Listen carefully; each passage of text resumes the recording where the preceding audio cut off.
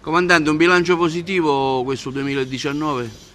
Il bilancio di questo 2019 è sicuramente soddisfacente, ma ci deve ovviamente spingere a fare sempre di meglio. Il dato che forse più ci conforta è la nostra continua presenza su tutto il territorio provinciale. Nei 45 presidi in cui noi riusciamo ad essere presenti in tutta la provincia, i carabinieri in uniforme e in borghese hanno presidiato tutti i giorni l'intera provincia. Sono state oltre 120.000 ore quelle di pattuglia svolte,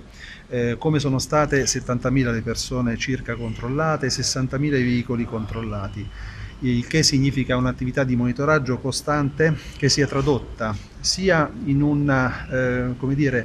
forma preventiva, ma anche in una forma di repressione dei reati, consistenti principalmente in circa 700 arresti che sono stati compiuti, per la maggior parte in flagranza di reato.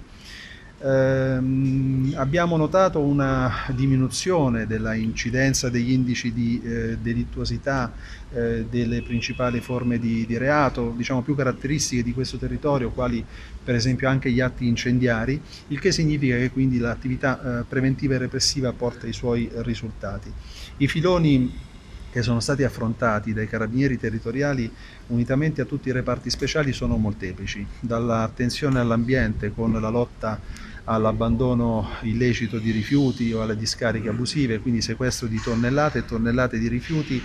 a quello che è l'abusivismo edilizio, ma anche alla tutela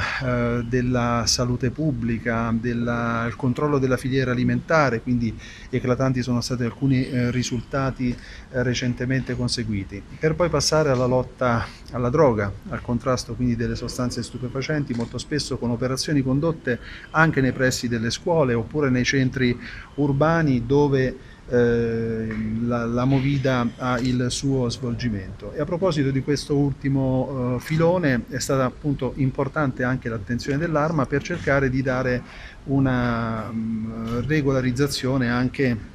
a questo tipo di modalità di svolgimento appunto della vita cittadina, il che ha portato quindi anche questo a degli importanti risultati. Quindi si tratta di un'attività a tutto tondo che siamo contenti di svolgere a favore della comunità della provincia di Agrigento e che poi ci riproponiamo ovviamente di svolgere per il futuro.